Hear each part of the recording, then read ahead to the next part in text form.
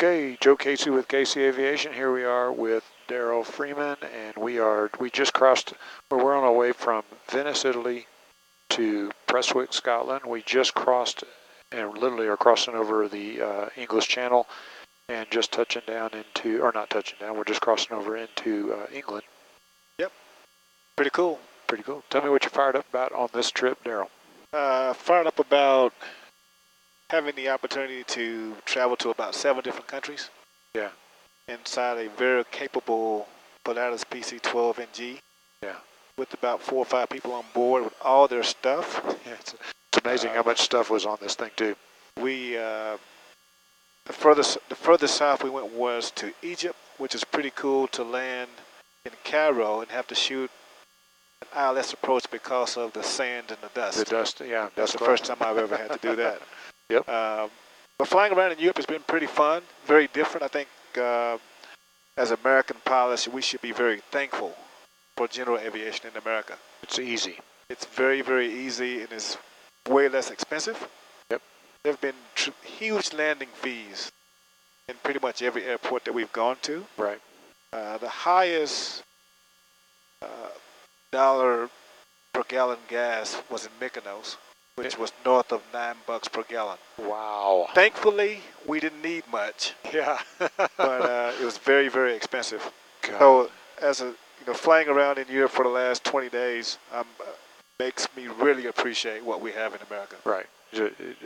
Anybody that talks bad about or wants to change our American system, there's been a lot of talk in the last, I don't know, a couple of years about going to user fees and changing the way we do stuff in America. They've got to come on a trip internationally because, I mean, you take one step off of American soil and you're stepping down. And absolutely. I don't care where you go. I don't care what soil you step on or whatever soil you fly over. You take step off American soil, you're stepping down.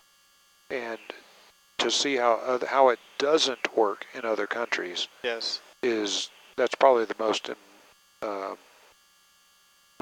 real thing that shows up when you fly. I mean, the air is the same, the airplane is the same, the cloud types are the same, all that stuff. It's just, the airplane doesn't know. I mean, airplane right now is flying over England. It doesn't know it's over England. It does not. It's just the logistics involved, and there's a lot of logistics involved.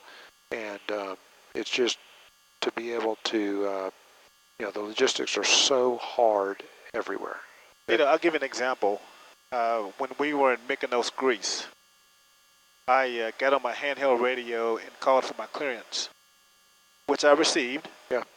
And the lady said that I could start my airplane in 5 minutes, that she would give me permission in 5 minutes to start the plane. Right.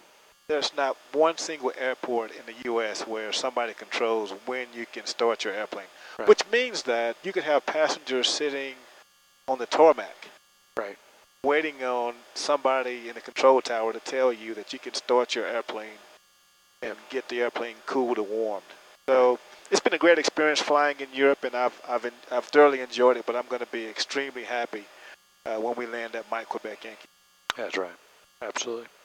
Okay, well, we'll talk more as the flights progress, and we'll get more of these. But there's our starting first leg. Well, my first leg, John Mariani had the chance to fly with you on the other way over. So you've been flying a bunch over here. Yeah, I think we've flown about 33 hours so far. So far? And the passengers have handled it very, very well. They seem to be very, very comfortable back there. Well, they're in a great airplane. That's one of the things I'm going to talk about on the next video is the difference between a PC12 and anything with a PA46 on the front. Well, the PA46 is a great airframe. I flew a Meridian for about 7 years, but fortunate enough to get a PC12. But the Meridian is a great bird. Absolutely. All right, we'll talk about that as time progresses. Here we go.